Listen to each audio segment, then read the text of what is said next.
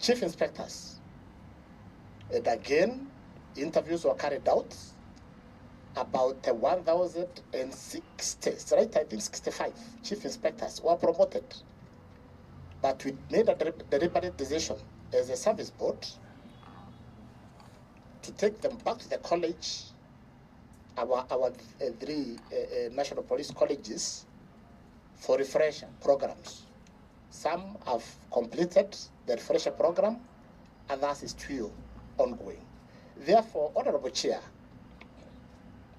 honorable members, no issues at all. We are carrying on well between the service board and the commission. I hope I've clarified. Thank you, Chair. Point of order. IG, you are very clear in what you are telling us, but we would really like the breakdown of the recent promotions. I think the question is very clear. The recent promotions, in terms of who are these individuals, what rank are you promoting them to, what is the gender, what is the regional balance? That is really what the committee is asking you to do. Thank you, Chair.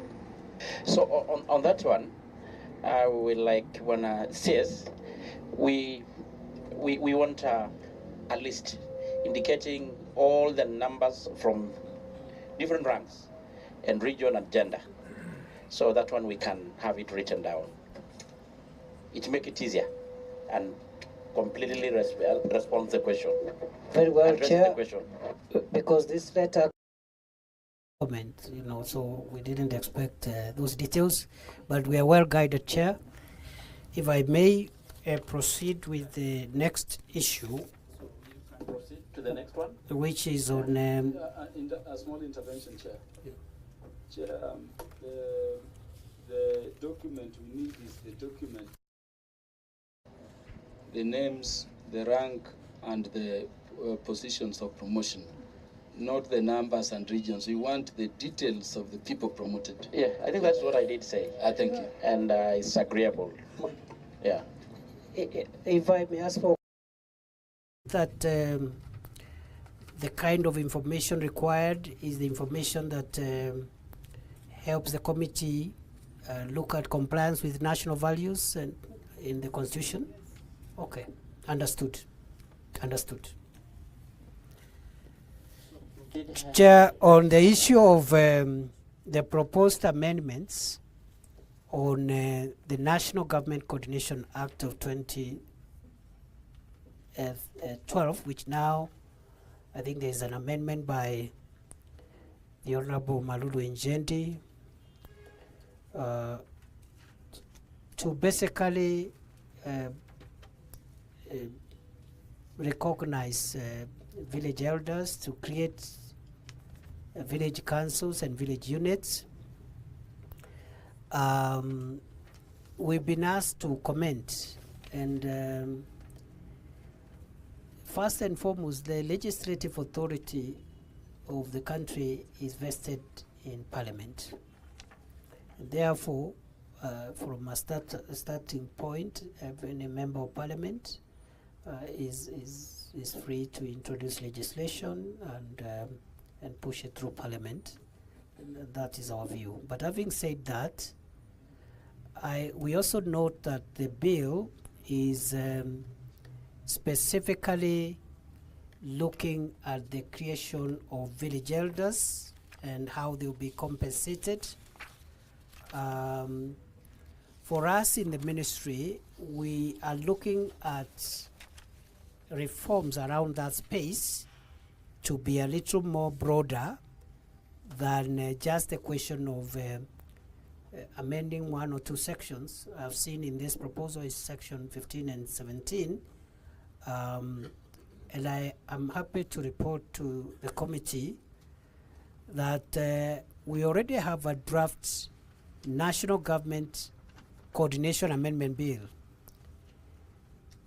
but it elapsed. It is a proposed legislation of 2021, but because of parliamentary procedures, it elapsed under the previous parliament, the 12th parliament. We have taken the policy position to refurbish, improve on this bill and resubmit it as the executive. And the issues that the member, the Honorable Malulu Njendi, seeks to introduce are covered in our proposed legislation, which we intend to take through cabinet for introduction into parliament. And therefore, without giving a lot of details, because we have not provided a copy of that proposed legislation, our view is that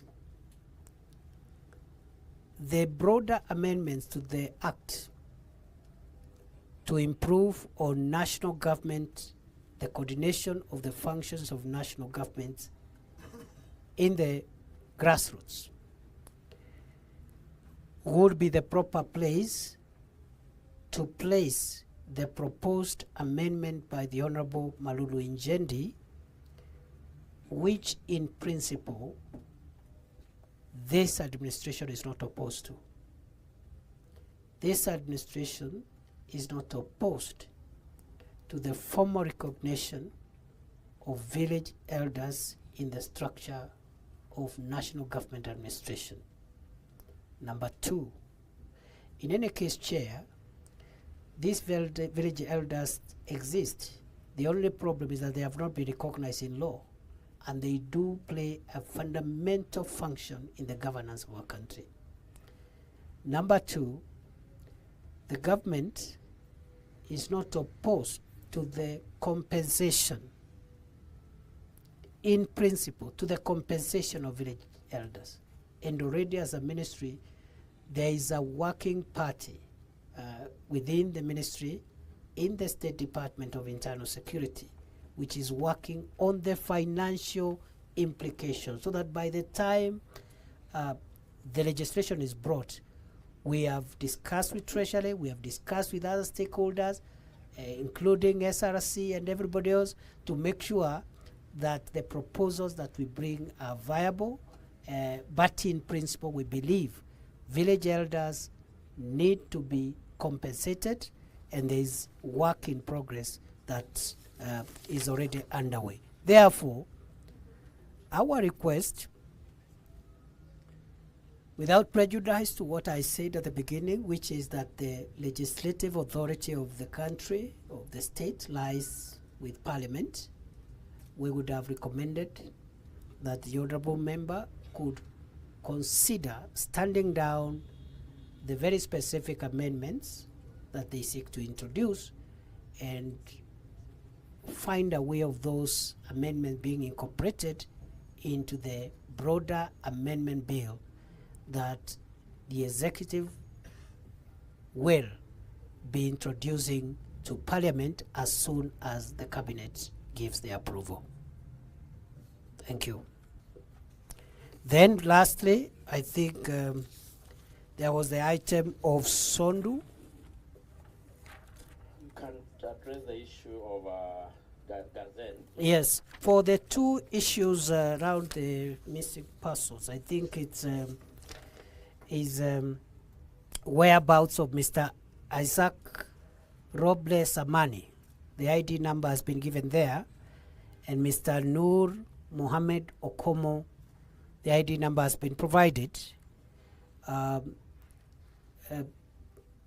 the moment, no report has been made at any police station in Kenya on this particular incident. The same applies with regard to the second issue, which is what measures has the government taken to ensure that the said persons are located and reunited with their families. Again, no report has been made, and if a report has already been made, we would be happy if we could be provided with the OB number that will help us track the investigations and the status of the whereabouts of the said missing persons. Chair, the last but not least is the matter of Sondu. Very briefly, I would like to say to state as follows. There has been a dispute between Kisumu County and Kericho County on the actual coordinates of the boundary.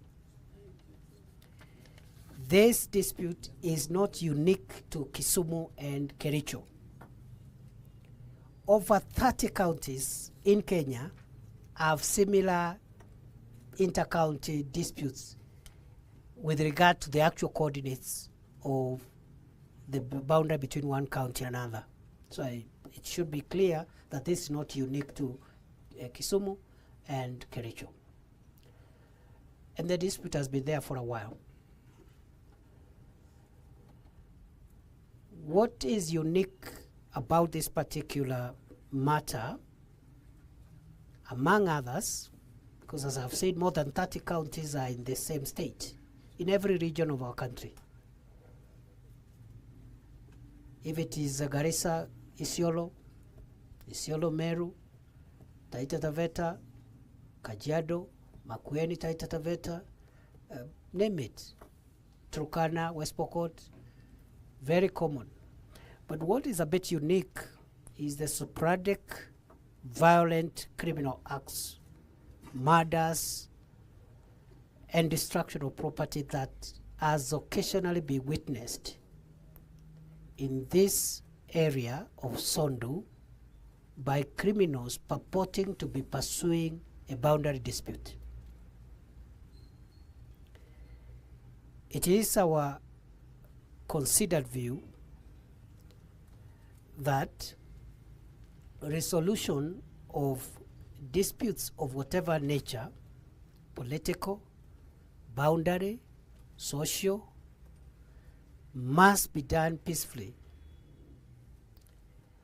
And therefore, with the incidents that we have seen in the last few months, because I remember, I think around July, there was loss of life again in the same town by criminals who are using that boundary issue. And then, of course, last week, we lost up to 7 people in senseless killing by criminals. Therefore, resolution of disputes must be peaceful. And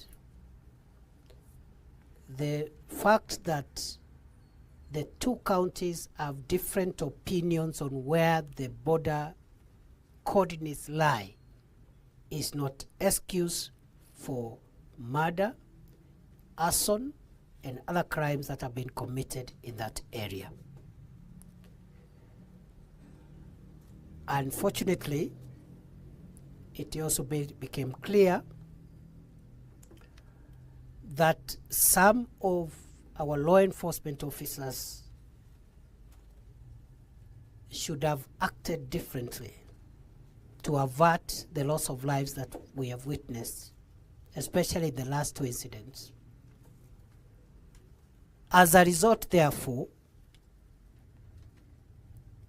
it has been decided that first we must firmly enforce the law, isolate criminals, whether they are from Kericho County or Kisumu County, and deal with them firmly and without mercy. We have deployed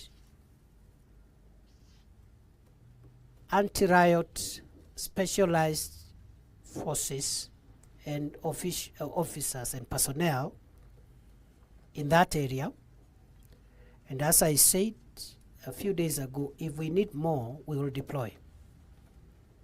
If that problem is not contained by the current deployment, we will increase the numbers and the type of officers that we send there. And right now the GSU is already stationed there. And because there were issues of livestock theft, and one wonders what is the connection between the boundary and somebody's cow, we have also on standby in that 2 detachments of the anti-stock theft unit. And their instructions are to be impartial, apolitical, neutral, and ruthlessly isolate, track, arrest, and punish criminals, whether they are from this county or the other county. However, it is true, just like in other counties, the counties have different opinions on where the beacons are. The mandate for doing that lies with the Department of Survey, and we as security agents and the security infrastructure of the country are engaging with the Department of Survey in the Ministry of Lands and other responsible agencies to make sure that the matter between Kericho and Kisumu counties in Sondu is resolved, but peacefully. We insist it must be resolved peacefully. So it's unfortunate that we have had senseless loss of life. The officers who have been deployed there have been instructed to make sure that there is no recurrence of violence whatsoever again in that area. Even as we pursue peace building, which also falls within our mandate as the Ministry of Interior, and among the officers I have here is the Secretary for Peace Building, Conflict Management, and Disaster Response, Mr. Narengo. So we have said once there is law and order and criminals are not rampaging and killing people and torching houses, let the peace building processes start operating. And also we believe there is some logic in involving the elected leaders from both counties to help us galvanize sustainable, durable peace among the 2 neighboring communities. But we have not reached the point of engaging political leaders. We will do so once we confirm that that violence is not recurring, because at the time when that orgy of violence was happening, we were suspecting that perhaps some of the local leaders could have been participating in inciting the public. The investigations are still ongoing, and as soon as we are sure that we know who the suspects are, then we can be able to know who to invite, even from the political leaders, to assist us in building sustainable peace. I submit.